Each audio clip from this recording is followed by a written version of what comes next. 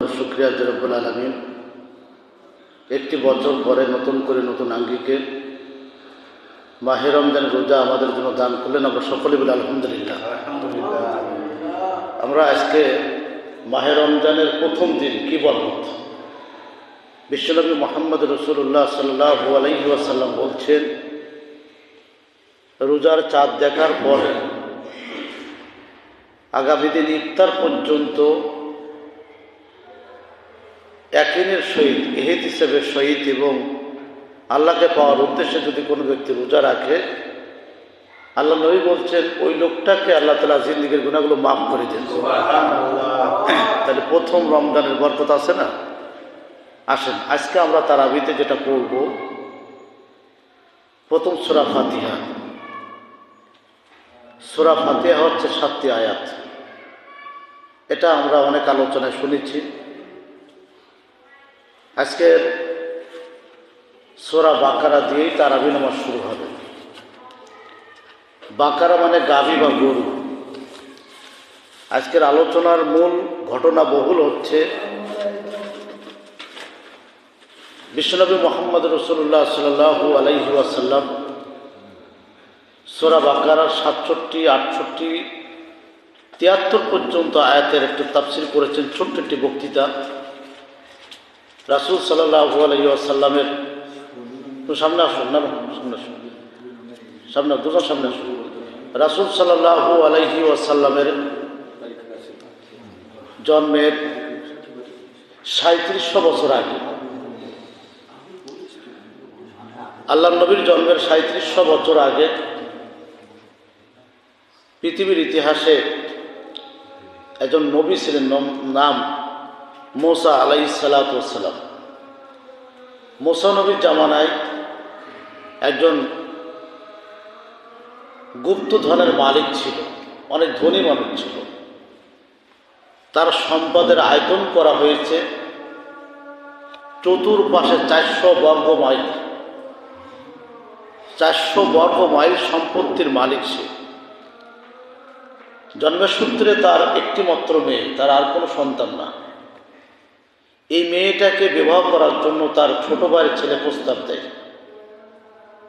উনি বললেন, না, আমি তোমার সাথে আমার মেয়েটাকে বিবাহ দেব না।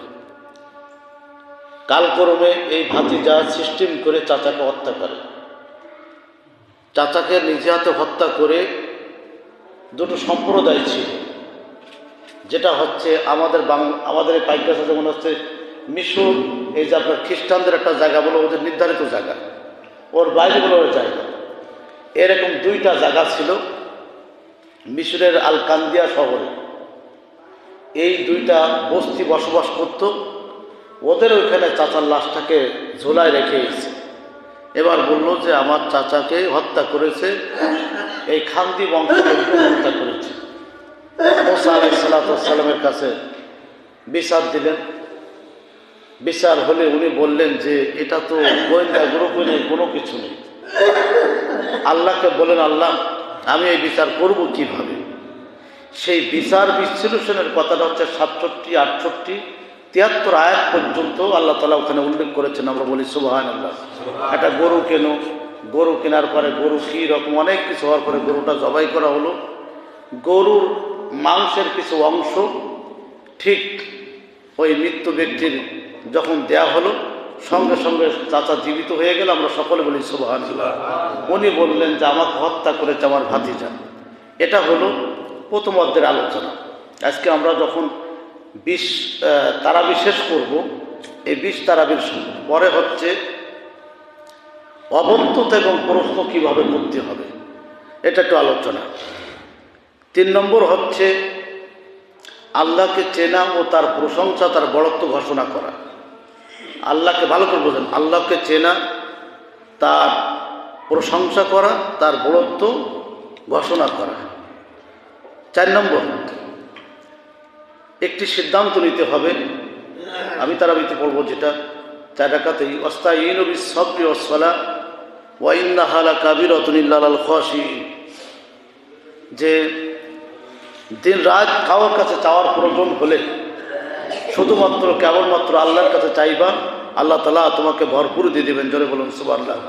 তিরমিজি শরীফের 3125 নম্বর হাদিস এই আয়াতটার তাফসীর করছেন। এরপরে হচ্ছে আলোচনায় মূল আলোচনা আসবে জিবরাইল আলাইহিস সালাতু ওয়াস সালাম এবং রাসূল সাল্লাল্লাহু আলাইহি ওয়াসাল্লাম বসে আছেন। ইতিমধ্যে প্রথম আসমান থেকে 3টা আওয়াজ হলো। আওয়াজটা হচ্ছে আহলান সাহলান বারকাতান রহমতান নাজাতান। এই যে 3টা আওয়াজ, এই আওয়াজ শুনে সঙ্গে সঙ্গে ফেরেশতা ইসরাফিল আলাইহিস সালাতু ওয়াস সালাম আল্লাহর নবীর সামনে এসে বসে পড়লেন। আমরা সকলেই বলি সুবহানাল্লাহ। বিষ্ণু মুহাম্মদ সাল্লাল্লাহু আলাইহি ওয়াসাল্লাম বললেন, ভাই তোমার আগমন কেন? জিবরাইল তো বসে আছে। উনি বললেন, আমি 2টি কারণে এসেছি, আপনাদের জন্য 2টো আলো নিয়ে এসেছি। একটা আলো হচ্ছে যে আলোর উপকৃত হয়ে ওই মানুষগুলো আল্লাহর জান্নাতে চলে যাবে। কারা সে জান্নাতে যাবে? রাসূল সাল্লাল্লাহু আলাইহি ওয়াসাল্লাম বলছেন, যারা রাত জেগে আমার গোলামি করবে, আল্লাহর গোলামি করবে, ওই মানুষগুলোকে আল্লাহ তাআলা জাহান্নামে দেবেন, ওদেরকে জান্নাতে দিয়ে দিবেন। তাহলে তারাবি নামাজকে আমরা 8 রাকাত পড়বো না 12 রাকাত পড়বো? ইনশাআল্লাহ বলেন ইনশাআল্লাহ। কয় রাকাত পড়বো? এটাই এখন সমাধান।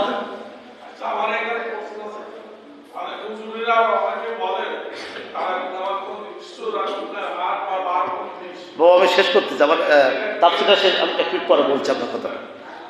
এরপরে 2 নম্বর আলো হচ্ছে যে আজকে যে খতম তারাবি, এই খতম তারের বরকত অনেক। কারণ আমরা অনেকে আছে কোরআন শরীফ পড়তে পারি না, তাই না? কিন্তু আল্লাহর রহমত যে আপনি হাফেজদের কাছে কোরআন শরীফ পড়া শুনছেন, আপনার উপরে সুন্নাতে মুআক্কাদা বছরে 2 বার খতমে কোরআন শরীফ দেওয়া, কোরআন শরীফ পড়া। আপনি তো, আমি পড়তে পারি না। তাহলে রমজান মাসে সুন্নাতে মুআক্কাদা আদায় করলে ফরজের সওয়াব তার আমলনামায় লেখা হয়ে যাবে। এজন্য সিদ্ধান্ত নিতে হবে যে আমি শেষে যাব, আমি আগে যাব না। আসবো আগে, যাব পরে। আপনি 1 ঘন্টা ইবাদত করবেন, 1 ঘন্টা ইবাদত করলে আল্লাহ তাআলা লক্ষ লক্ষ ঘন্টার সব আপনার আমলনামায় লিখে দেবেন। তো আজকে আমরা খতমে তারাবি নামাজের মূলত আলোচনা শুনলাম। আগামীকালকে আমাদের আলোচনার অত্যন্ত চমৎকার আলোচনা আছে যে একটা আমল আছে, সেটা হচ্ছে বিশ্বনবী মুহাম্মদ সাল্লাল্লাহু আলাইহি ওয়াসাল্লাম বলছেন, প্রথম রমজানের দিন, এটা রাসূল একটা হাদিস, প্রথম রমজানের দিন জোহরের নামাজের পরে, কোন নামাজ বলেন তো? জোহরের নামাজ জামাতের সহিত যদি কেউ আদায় করে, জামাতের সহিত নামাজ পড়ার পরে তার মাত্র 2টা আমল। কয়টা আমল বলেন তো? 2টা আমল। 1 নম্বর হচ্ছে দুরূদ ইব্রাহিম, আল্লাহুম্মা সাল্লি আলা মুহাম্মাদি ওয়া আলা আলি মুহাম্মাদ। দুরূদ ইব্রাহিম যদি কেউ 3 বার পড়বে। আর 2 নম্বর আমল হচ্ছে বিসমিল্লাহি লা হাওলা ওয়ালা কুওয়াতা ইল্লা বিল্লাহ। দোয়াটা মুখস্থ শুনেন, বিসমিল্লাহি, সবাই বলেন বিসমিল্লাহি লা হাওলা ওয়ালা কুওয়াতা ইল্লা বিল্লাহ। বিসমিল্লাহি লা হাওলা ওয়ালা কুওয়াতা ইল্লা বিল্লাহ। এই দোয়াটা যদি কেউ 100 বারের বেশি পড়ে, বিশ্বনবী মুহাম্মদ রাসূলুল্লাহ সাল্লাল্লাহু আলাইহি ওয়াসাল্লাম বলছেন, ওই লোকটা দোয়া করতে দেরি করবে, আল্লাহ তাআলা তার দোয়া কবুল করতে দেরি করবে না। তাহলে আজকের মোটামুটি আমরা প্রথম তারাবির যে বরকত যেগুলো আমরা আলোচনা করলাম, এটা আমাদেরকে আল্লাহ তাআলা আমাদেরকে আমল করার তৌফিক দান করুন, আমিন। পাশাপাশি আমাদেরকে আযান হলে দেরি করা যাবে না, এটা দ্রুত আসতে হবে, কারণ আবার অধিক দেরি করলে আপনাদের কষ্ট হবে, সেটা করা যাবে না। আজকে আমরা যে আলোচনা করলাম, আল্লাহ তাআলা আমাদের আলোচনাকে আমল করার তৌফিক